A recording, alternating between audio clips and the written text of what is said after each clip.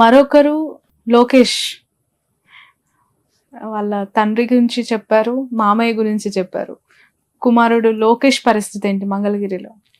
అంటే ఇక్కడ లోకేష్ గారి జాతక ప్రభావంలో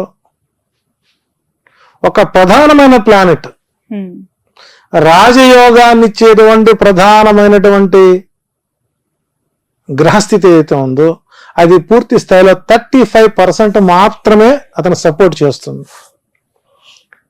కారణం ఏంటంటే పూర్తి స్థాయిలో ఆ నియోజకవర్గం మీద పట్టు లేకపోవడం. ఓకే,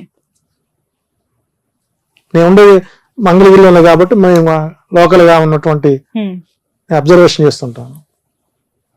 గతంలో ఆలరామకృష్ణారెడ్డికి అంత స్వీప్ లో కూడా మంగళగిరిలో ఓట్ బ్యాంకు ఆయనకి లేకుండా పోయింది. అతనికి ఏమొచ్చింది సరే పెదవట్లో కూడా దుగ్గిరాల, నందివేలు, ఆ మండలాలు, కొంత పొన్నూరు నుంచి వరకు కొన్ని కలుస్తాయి. వాటిలో నెగ్గుకుని బయటకు వచ్చారు. ఆ తర్వాత గెలిచాడు. ఆ తర్వాత మళ్ళీ మార్చారు, గంజి చిరంజీవికి ఇచ్చారు.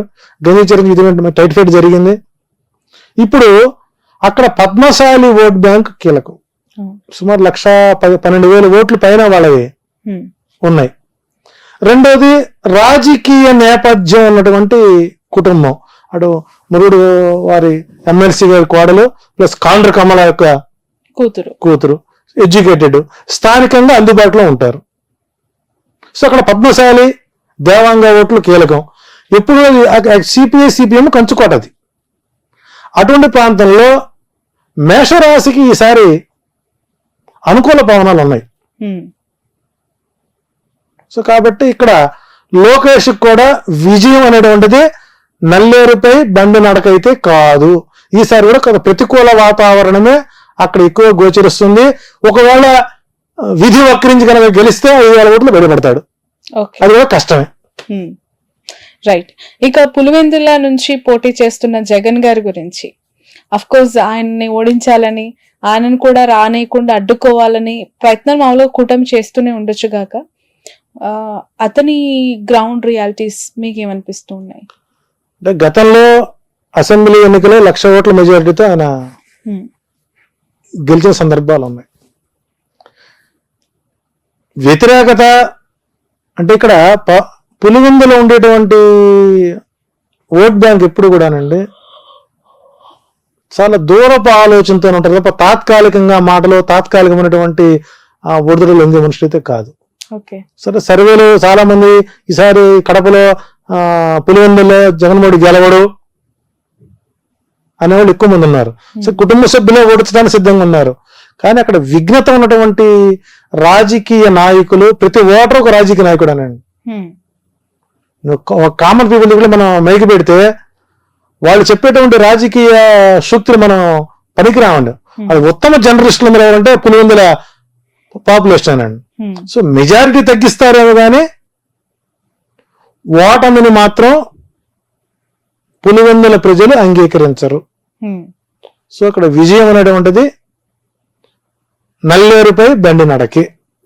సో జగన్కి 90,000 నుంచి 1,00,000 ఓట్ల మెజారిటీతో అక్కడ గెలిచే అవకాశాలు ఎక్కువ ఉంటాయి. ఓకే. అదే కడప పార్లమెంట్ నుంచి షర్మిల ఎంపీగా పోటీ చేస్తానని చెప్పి ప్రకటించారు. డిపాజిట్ వస్తే అదృష్టమే. ఒకటి గుర్తుపెట్టుకోండి, రాజశేఖర్ రెడ్డి గారి కుటుంబానికి ఉన్నటువంటి పరువు ప్రతిష్టల్ని వైఎస్ షర్మిల ఏంటండి, దశరథ మహారాజు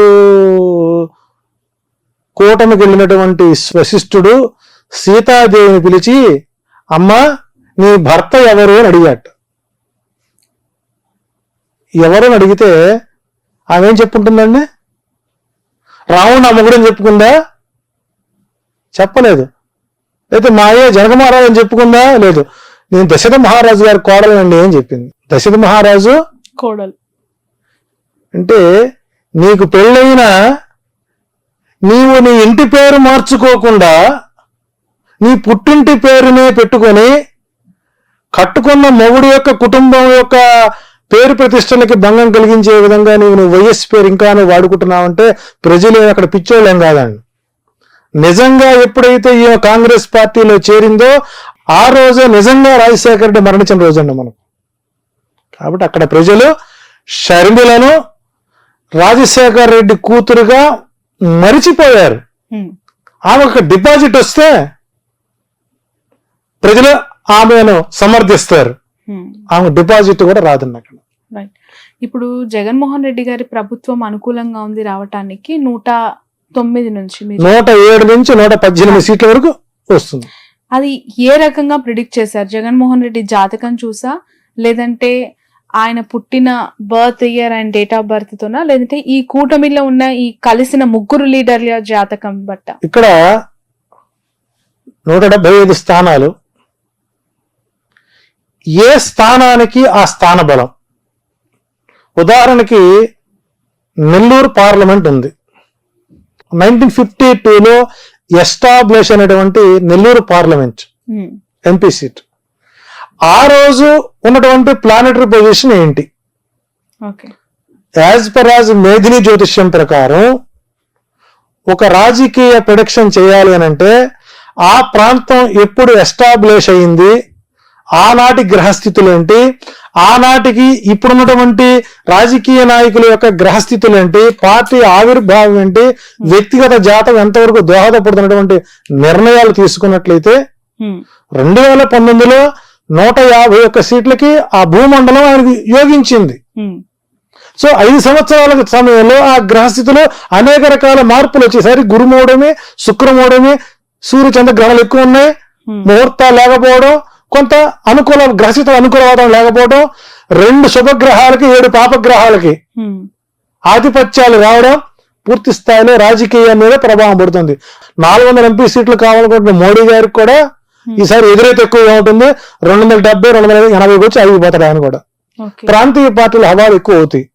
సో కాబట్టి ఒక నియోజకవర్గంలోని విజయ అవకాశాలు నిర్ధారణ చేయాలంటే ప్లస్ ఆ ప్రాంతంలో ఉండేటువంటి రేఖాగణితం మీద, లాంగ్ లాచిట్యూడ్ మీద, ఆ వ్యక్తి యొక్క అభిప్రాయం, ఆ పార్టీ యొక్క బలం, ఆ ప్రాంతాన్ని క్రోడీకరించుకున్నప్పుడు మాత్రమే చేయం. కాబట్టి రూరల్ ప్రాంతాలు, ఏదైతే సముద్ర తీర ప్రాంతాలు ఉన్నటువంటి 900 కిలోమీటర్లు ఏవైతే ఉన్నాయో, రేడియస్ అవుతుందో, సముద్ర మట్టానికి 180 అడుగులు ఎత్తున్నటువంటి ప్రాంతాలు ఏవైతే ఉన్నాయో, ఇవన్నీ కూడా జగన్మోహన్ రెడ్డికి మేజర్ ప్లస్ గా మారుతున్నాయి. కాబట్టి విజయం, పార్టీ విజయానికి అవకాశాలు ఎక్కువగా ఉన్నాయి.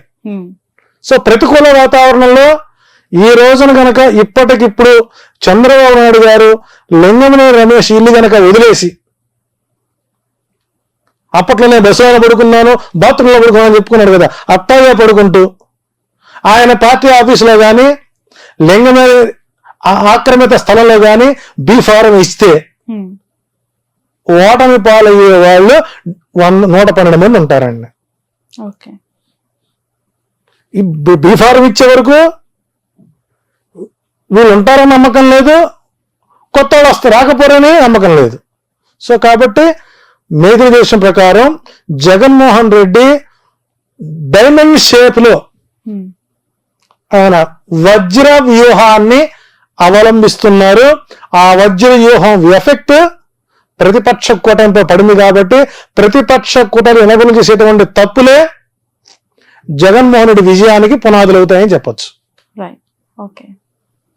సింపుల్ గా చెప్పాలంటే వాలంటరీ వ్యవస్థ. నిన్నటిదాకా ప్రభుత్వపు సర్వెంట్స్, ఈ రోజున వాళ్ళు ఇండిపెండెంట్ క్యాండిడేట్స్. అప్పుడు ఆల్రెడీ మొదలు పెట్టారు, మేము ఫంక్షన్ ఇద్దాం అనుకున్నాం, చంద్రబాబు గారు సగ్గడ్డల రమేష్ గారి చేత ఈసీ కంప్లైంట్ ఇచ్చారు, కాబట్టి మేము మీకు ఇవ్వలేకపోతున్నాం, ఇకపై మీకు సంక్షేమ పథకాలు రావు, దానికి మీ చంద్రబాబు గారు అడ్డుపడుతున్నారు, కాబట్టి సంక్షేమానికి చంద్రగ్రహణం పట్టింది అని ఇప్పుడు స్వతంత్రంగా చెప్పే అవకాశాన్ని, ఒక కార్యకర్తగా మారే అవకాశాన్ని ఇచ్చింది ఎవరండి? చంద్రబాబు కదా. శ్రీకాళహస్తిలో బొజ్జల కొడుకు ఎమ్మెల్యే ఆస్పిరెంట్ వాలంటీర్లు ఉగ్రవాదులుగా పోలిస్తే గట్టి చెప్పిన అచ్చెన్నాయుడు, అది ఆయన వ్యక్తిగతం, పార్టీకి సంబంధం ఏంటంటే ఆయన పొడి చేసే ఏ పార్టీ నుంచి. పొద్దుటూరులో ఒక తిరుగుబాటు బావుట ఎగరేసేటువంటి ఒక తెలుగుదేశం రెబల్ క్యాండిడేట్ వాలంటీర్లు గొడవలేసి బజారు మీద కొడతాం, అది మీకు మైనస్ కాదా? ఆడవాళ్ళని ఎక్స్పోర్ట్ చేస్తున్నారు అని పవన్ కళ్యాణ్ మాడతాం ఎఫెక్ట్ కాదా? 2,30,000 మంది వాలంటీర్లు వాళ్ళ కుటుంబ సభ్యులు ఎంతమంది ఉంటారండి? వాళ్ళ బంధుత్వం ఎంతమంది ఉంటారు? ఇవన్నీ మీ ఎఫెక్ట్ కాదా? లారీ డ్రైవర్ ఇస్తే నీకెందుకు, అడుక్కోని ఇస్తే నీకెందుకు, టిప్పర్కి ఇస్తే నీకెందుకు అంటే జగన్మోహన్ రెడ్డి వేసినటువంటి వజ్రాయుధంలో వ్యూహంలో కూటమి ఇరుక్కొని వాళ్ళు చేసే తప్పులు ఎదుటి వారికి విజయ అవకాశాలు వారికి వారే అందిస్తున్నటువంటి తరుణంలో జగన్మోహన్ రెడ్డి గారి విజయం సునాయాసం అవ్వచ్చు. అట్లాగని చెప్పేసి కూటమిలో వ్యతిరేకత వచ్చింది, ఫ్లెక్సీలు తగలబెడుతున్నారు, గుడ్డలు తగలబెడుతున్నారు, కార్యకర్తలు కొడుతున్నారు, కాబట్టి మనం గెలిచాము అని కనుక వైసీపీ కార్యకర్తలు రిలాక్స్ అయితే ప్రమాదం పొంచి ఉంటుంది. ఈ నిర్లిప్తత, ఈ అసహాయత, ఈ తిరుగుబాటు, ఈ ఉద్యమాలు, ఈ కొట్లాటలు, ఈ తగలబెట్టుకోటాలు ఇవన్నీ చంద్రబాబు నాయుడు ఆడేటువంటి ప్లాన్ సి. ప్లాన్ బి అంటే జనసేనని బీజేపీని ఓడించడం. ప్లాన్ సి అంటే వ్యతిరేకత ఉన్నదని ఒక కవరింగ్ ఇచ్చి కార్యకర్తలను మోహరించి వైసీపీ వాళ్ళని రిలాక్స్ చేయడం. కాబట్టి చంద్రబాబు నాయుడు గారు పోల్ మేనేజ్మెంట్ లో దిట్ట అని పవన్ కళ్యాణ్ గారు ఒప్పుకున్నారు. వారికి కావాల్సిన దాష్టికులు కావాలి, నాయకులు కాదు, సలహాలు ఇచ్చేవాళ్ళు కాదు, సూచనలు ఇచ్చేవాళ్ళు కాదు. చూడండి ఆ వీడియో చూడండి మీరు. నాకు దాష్టికులు కావాలి అంటే రౌడీ మొక్క కావాలి, తగలబెట్టేవాళ్ళు కావాలి, మడ్రలు మానభంగాలు చేసేవాళ్ళు కావాలి, లూటులు చేసేవాళ్ళు కావాలి. వీళ్ళ మన కర్మ రాజకీయ నాయకులు. సో కాబట్టి సంక్షేమమే జగన్కి శ్రీరామ రక్ష. నవరత్నాలే నవగ్రహాలై నవ పాలకులై జగన్మోహన్ రెడ్డికి అనుకూలంగా ఉంటుంది. అందులో శని ఈసారి మంత్రి అయ్యాడు, రాజు ఏం చేయలేడు. సస్యాధిపతి, రసాధిపతి, అర్ఘ్యాధిపతి, సైన్యాధిపతి శని అయ్యాడు. కాబట్టి శని ఎవరికి బలంగా ఉన్నాడంటే జగన్మోహన్ రెడ్డికి బలంగా ఉన్నాడు. కర్షకులకు, శ్రామికులకు సపోర్ట్ ఎవరైతే ఏ రాజు అయితే సహకరిస్తాడో ఆ రాజ్యం సుభిక్షంగా ఉంటుంది. అప్పులు పాలైపోయింది. చాణక్యని చదివి చావండి ఒక్కసారి రాజకీయ నాయకులు. ఏ రాష్ట్రం అయితే ఆర్థికంగా వెనుకంజ వేసి ఉంటుందో ఆ రాజ్యంలో సంక్షేమం అందినట్టుగా లెక్క అని శ్రీకృష్ణదేవరాయల రాజ్యాంగంలోనే ఉంది, ఆయన రాజ్యపాలనలో ఉంది, చాణక్యుడు రాశాడు. కాబట్టి వీళ్ళు త్యాగాలకు మారిపోయారు, త్యాగ నిరతులు, పవిత్ర బంధాలు, అక్రమ బంధం ఎంత చెప్పాలంటే చంద్రబాబు నాయుడు గారికి, బాలకృష్ణ గారికి, లోకేష్ గారికి, వాళ్ళ తోడలుడికి, వాళ్ళ బామ్మడికి 5 సీట్లు, పురంధరేశ్వర గారికి 6 సీట్లు. వీళ్ళకి త్యాగాల మీద అవసరాలు లేవండి. పాపం నాగబాబు బాగా పనిచేశాడండి. నాగబాబు లైన్లో ఉంటే ఆ రాజమండ్రి హోటల్లో 320 రూము హ్యాపీగా పడుకున్నాడుగా వచ్చి ఆయన సీట్ అవ్వలేదు. రఘురామకృష్ణరాజు గారు తిట్టకుండా పెట్టినట్టు రఘురామకృష్ణరాజు గారికి సీట్ ఇవ్వలేదు.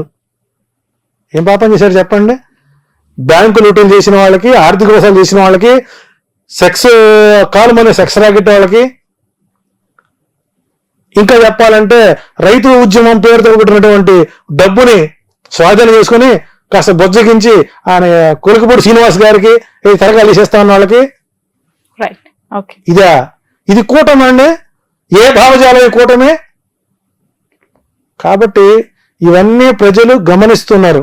మొట్టమొదట ఎప్పుడైతే ఫంక్షన్లు ఆపారో 1వ తారీఖున అది దానివల్ల మరికొంత ఓటు బ్యాంకుని వైసీపీ తెచ్చుకుంటోంది. కాబట్టి ఎదుటివాడు చేసే తప్పులు పక్కవాడికి లాభాలు అవుతాయంటంలో ఇదే తార్కాణం. థ్యాంక్ యూ సో మచ్ అండి జీవలన్ గారు, మీ అభిప్రాయాన్ని తెలియజేసినందుకు. ఎందుకంటే మేధిని జ్యోతిషం అనేది చాలా కొత్త, దాని ద్వారా గెలుపోటములు వివరించారు ఇంతవరకు. ఏ నియోజకవర్గంలో ఎవరికి ఏ విధంగా ఉంది, విజయం ఎవరికి దక్కబోతుంది అనేది చూద్దాం. రాబోయే రోజుల్లో ఎన్నికలు అవుతాయి, రిజల్ట్ వస్తుంది. మీరు అన్న జ్యోతిష్యంలో మీరు అనుకున్న అభిప్రాయం నిజమవుతుందా కాదా అనేది కూడా చూస్తాం. Thank you so much for your valuable time. ఇది జీవీఎల్ఎన్ ఆచార్యులు గారితో స్పెషల్ ఇంటర్వ్యూ. ఆయన గత కొన్ని సంవత్సరాలుగా జ్యోతిష్య పరంగా అనేక విషయాలపైన తన అభిప్రాయాన్ని చెప్తూ వస్తున్నారు. రాబోతున్న 2024 ఏపీ ఎన్నికలకి సంబంధించి చాలా క్రూషియల్ సీట్స్, చాలా ఇంపార్టెంట్ కాన్స్టిట్యున్సీస్ పిఠాపురం, కుప్పం, పులివెందుల, మంగళగిరి, హిందూపురం, నగరి ఇలాంటి నియోజకవర్గాల పైన తన అభిప్రాయాన్ని తెలియజేశారు. అక్కడున్న రియాలిటీస్ అన్ని కూడా ఏ విధంగా ఉంటాయో వివరించారు. సో ఈ జ్యోతిష పరంగా వచ్చిన ఆన్సర్ రేపు రియాలిటీకి ఎంతవరకు దగ్గర అవుతుంది, మ్యాచ్ అవుతుంది అనేది కూడా చూద్దాం. That's all for now. చూస్తూనే ఉండండి క్యూబ్ టీవీ నెట్వర్క్. ఇప్పుడు ఆపరేషన్ లేకుండానే మోకాళ్లకు ప్లాస్మా ట్రీట్మెంట్, మీ ఆర్థోపెటిక్ సమస్యలన్నిటికీ రోబోటిక్ టెక్నాలజీ ద్వారా తక్కువ ఖర్చుతో శాశ్వత పరిష్కారం, ఫ్రీ కన్సల్టేషన్, ప్రతి ట్రీట్మెంట్ పై 20% డిస్కౌంట్. ఈ ఆఫర్ కొద్ది రోజులు మాత్రమే. త్వరపడండి. V9 hospitals 9281465842.